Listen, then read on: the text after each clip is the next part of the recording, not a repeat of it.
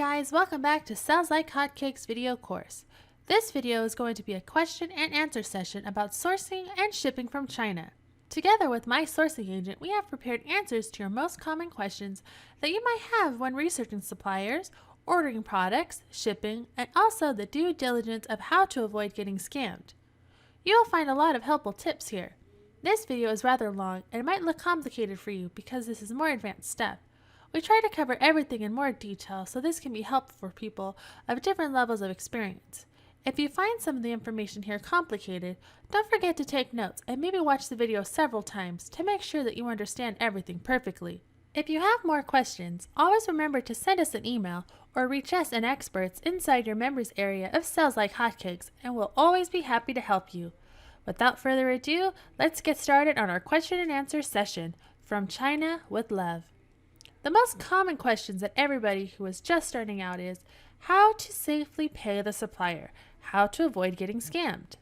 Should I pay the supplier directly or should I use a middleman or sourcing agency to protect me? Should I use Alibaba trade insurance service? Here are our thoughts about it. If your business is rather small and you're just starting with a small order, like less than 100 units, I think the best way to pay is PayPal, which is much safer for the buyer and gives you full protection. Later, once the trust is built, there's really no difference which way you pay the factory directly or using a sourcing agent. The most important thing for you is to verify the person that you contacted and do your due diligence. In later questions, we'll talk more about doing due diligence. Also, if you discuss payment terms with bigger orders like 500 units or more, don't always insist on PayPal. Most factories don't like PayPal because of huge fees for them, close to 8%. And if you insist on PayPal, they'll have to put those fees onto you. Instead, sign a contract and simply use bank wire by prepaying 30% upfront to start production, or Alibaba escrow services, or letter of credit for bigger orders. And of course, stay away from Western Union and from paying to personal accounts. Always pay to factory accounts only. Regarding the Alibaba trade insurance, from our experience, it doesn't really give you any extra layer of protection, and many factories don't like to work with it because it's just extra fees for both you and the factory, and it doesn't really guarantee anything anyway. For bigger orders, letter of credit might be better options because it has less fees and it's done directly between your bank and the bank of the factory. Alibaba escrow or trade insurance charges huge fees, so we are not sure if that is worth it. For you, the most important is to do the due diligence carefully of the factory or your sourcing agent, and then once the first order is paid by PayPal and processed and fulfilled fine, then you can use bank wire to pay the supplier or any other way. Remember, your factory is not really interested to scam you. They want to see many more future orders from you instead of just getting quick buck and run away with it. The next question is, give me your tips on how to better pay to Chinese suppliers. Which bank, the currencies, what amount, like 30% upfront or 50%. It varies between the factories and suppliers, but in general opinion, Bank of China and Hong Kong bank accounts are much better and faster than working with different suppliers. If you have a possibility for you or your company to open a bank account in Hong Kong, for example, with Standard Chartered Bank of Hong Kong, then it's much easier and faster for you to process payments. Because I know sometimes if you work with European banks, they might delay and ask for additional invoices when you send payments to China, which is normal. The currency is usually United States dollars, but Hong Kong dollar is also okay. Usually 30% upfront is common when you work with Chinese factories. Many factories have Hong Kong company and bank accounts because of tax reasons. The next question is how to avoid getting scammed. Your tips on how to do due diligence on the supplier or factory. What documents to request and what certificates to ask for. Should we ask for BSCI report of the factory? The first thing to do is to carefully check the company's website and their Alibaba profile to find out if they are really a factory or a trading company, which is just a middleman. I don't mean that working with trading companies is bad. It might even be better in some cases because they charge you extra commission. But they provide you extra services as well, and their English skills are usually perfect. Factory English skills might be really bad, so a trading company is not such a bad idea to work with. After you've analyzed their website and you've checked all their details, all the videos at the factory, try to see if your factory is really specializing on the product you're going to buy. For example, if you see that you're going to buy coffee cups, but on the website of the factory, you see that they are offering Segway scooters or something completely different, it means that it's probably a trading company. Also, the address might help you. If you see it's floor 9 or something of a skyscraper, it's usually a trading company because factories don't have 9 floors. Easy things like this will give you an idea if you are dealing with a factory or a trading company. Of course, your sourcing agent can visit your factory in person to make sure that you are really working with the right people. That's why I highly recommend that you work with a sourcing agent and not just trust everything online in case you cannot travel to China yourself. Make sure you also check the certificates that they have and any third-party verifications of the factory. See my other videos where I show you how I analyze the suppliers. The next step to do is to verify samples and check the sample quality carefully. We have a separate video about that, you can check it. Then you place a minimum order quantity, not a big order, but usually 500 pieces to 1,000 pieces, a small order, and see the quality. Do inspection of the quality of the first order. Again, in some other video, we showed you how to do the inspections. Try to get contacts of your factory on Skype or over the phone. A lot of Chinese factories like to work with Skype. Of course, you need to request the documents that are related to your niche. For example, if you're doing something related to food or plastic cups, then you need to request FDA certificates. And if you are working with the European Union, then you need to ask the CE certificate. However, not all products require such certificates, so it's not a big deal. Regarding the BSCI report of the factory, I need to say that if the factory has it, it's a good idea to check it. But if the factory doesn't have it, it doesn't mean anything because it's not really required for everybody to have this kind of report in China. BSCI report usually shows things like, do they provide paperwork conditions for workers so that they don't use child labor, and things like this. This is not mandatory for everyone to have. So not having it or not, this kind of report doesn't protect you from anything.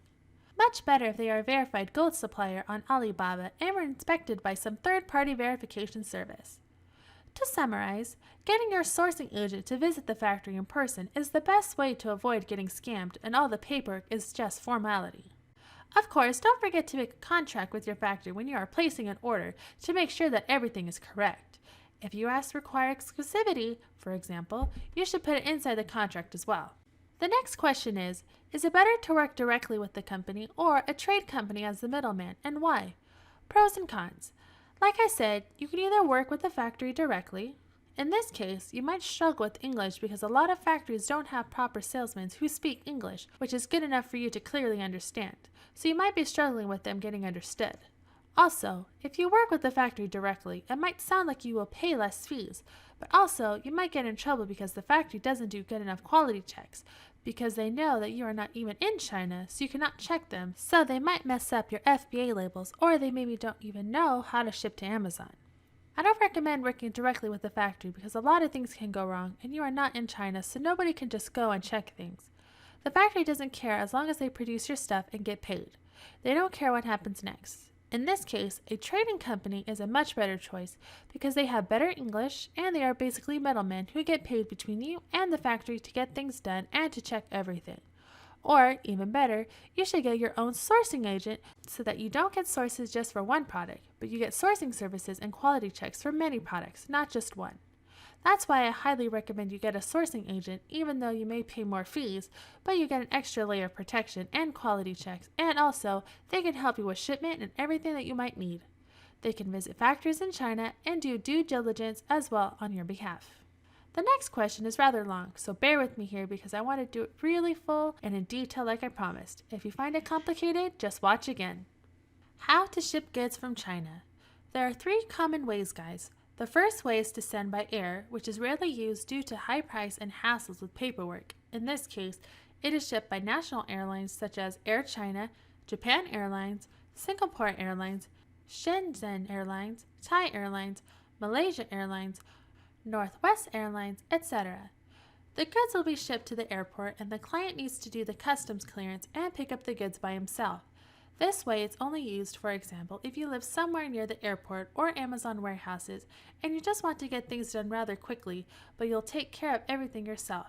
Do the custom clearance and accept the goods with your own truck. I don't use this method for these reasons. I don't live in the United States, and I don't even want to bother with all the hassles and paperwork. The next way is Air Express Fast, but an expensive way to get your goods door to door. It's usually shipped by UPS, FedEx, EMS, TNT, and DHL. The goods will be shipped to the client's destinations door to door, such as Amazon warehouses, and the express company will do all of the customs paperwork and all the customs clearance for you, so you don't need to worry about paying taxes or anything like that. This is a really easy and super fast way. It usually takes 10 to 15 days to get your goods from China to the United States Amazon warehouses, including all of the customs clearances. However, it's rather expensive. The last way is by sea freight, which is cheaper but a pretty slow method that usually requires 20 to 30 days to get your stuff. This can be shipped by shipping companies such as Maashiji, Costco, NYK, Kawasaki, Hanjin, United Arab Emirates, Sinotrans, and so on. These also can provide door-to-door services and help you take care of the customs clearance in case some tax or duties are needed. They will just issue an invoice and do all the paperwork on your behalf.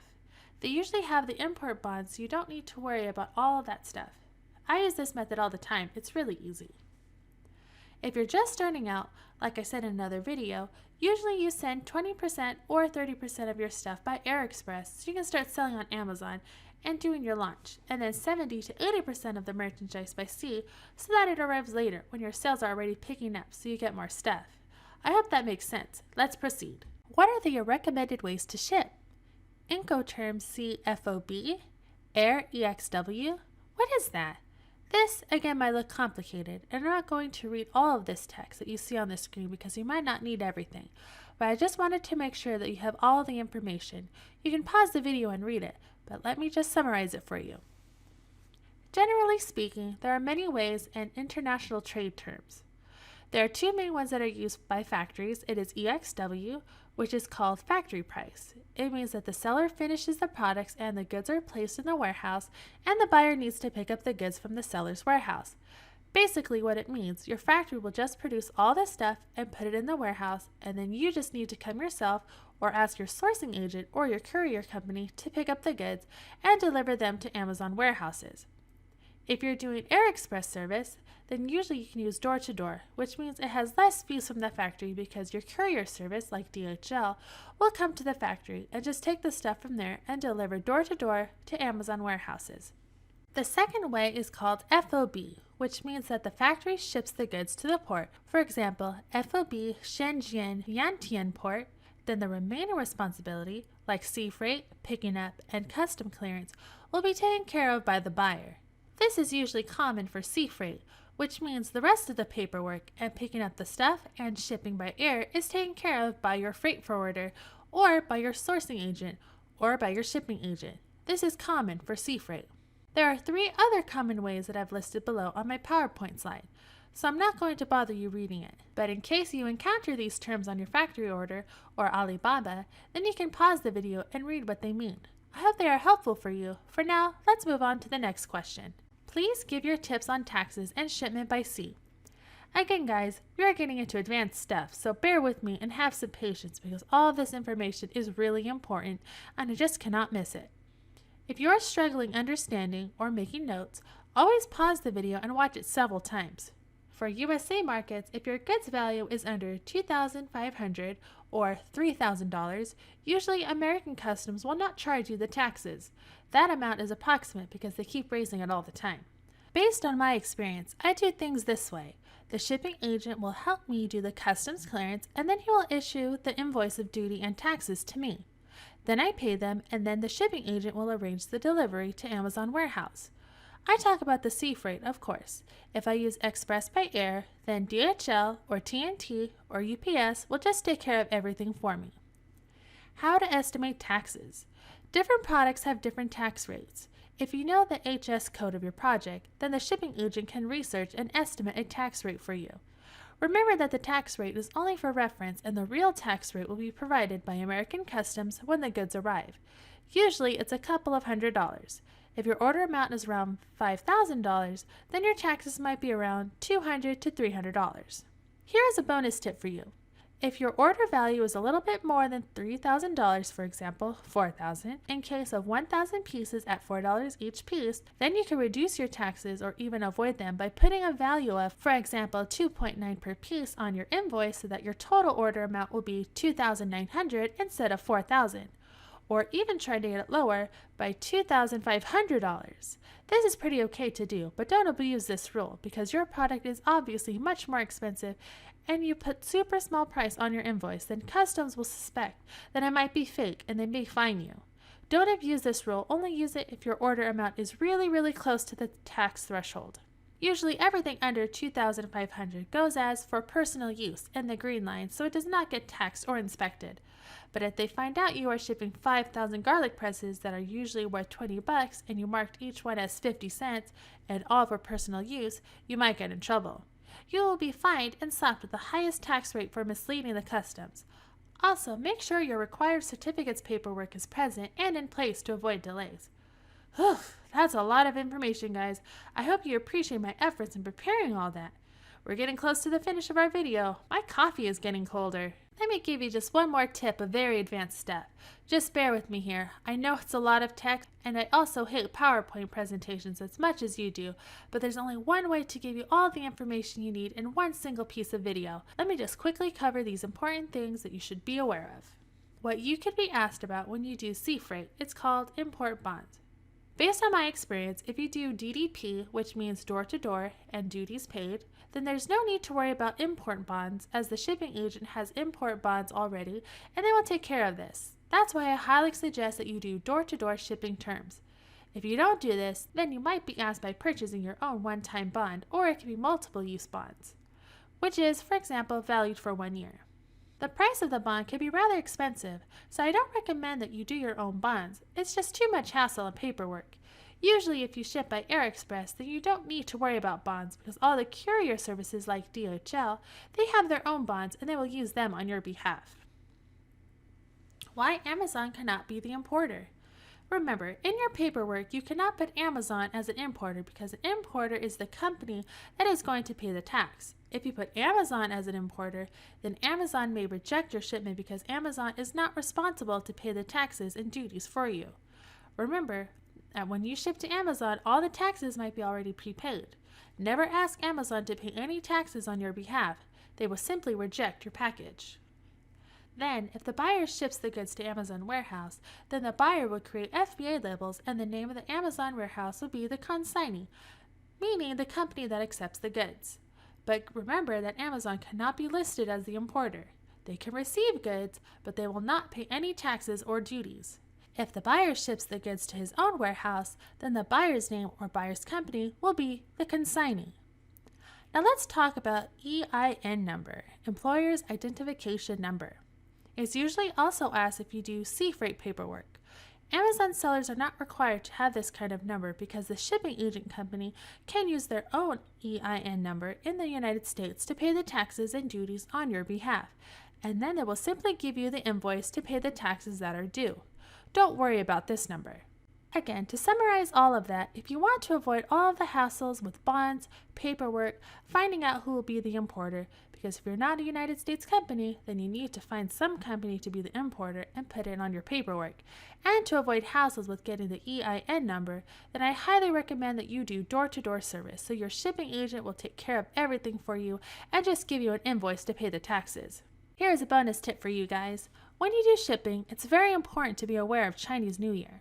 Chinese New Year is a holiday which is celebrated from the 27th of January to the 2nd of February. However, in reality, it's usually much longer. It's usually at least 2 weeks and maybe more. And your factory will probably be closed from the 20th of January to the 11th of February. If you have anything planned around that time, it's usual to place your order either in November and ship it out in December, or you might get really delayed with your order.